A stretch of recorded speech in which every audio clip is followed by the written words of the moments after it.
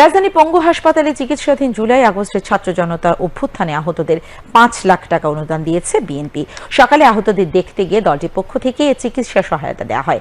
হাসপাতাল পরিদর্শনে যান বিএনপি স্থায়ী কমিটির সদস্য সালাউদ্দিন আহমেদ ও সিনিয়র যুগ্ম মহাসচিব রুহুল কবির রিজভী।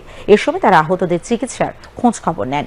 পরে সাংবাদিকদের সাথে আলাপকালে সালাউদ্দিন আহমেদ দেশে সম্ভব নয় যেসব আহতের চিকিৎসা তাদের দ্রুত বিদেশে পাঠানোর দাবি জানান।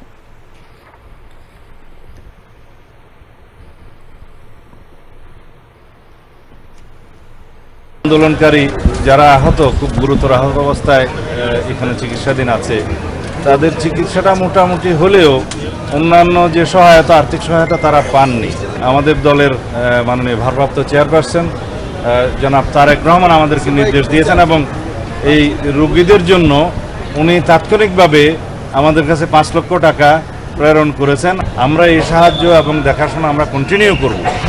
তবে যাদের অবস্থা আমরা দেখলাম যে দেশে সুচিকিৎসা সম্ভব নয়, সেগুলো আমরা চিহ্নিত করে অতি শীঘ্র সরকারের কাছে আহ্বান জানাই তাদেরকে যেন বিদেশে প্রেরণ করা হয়।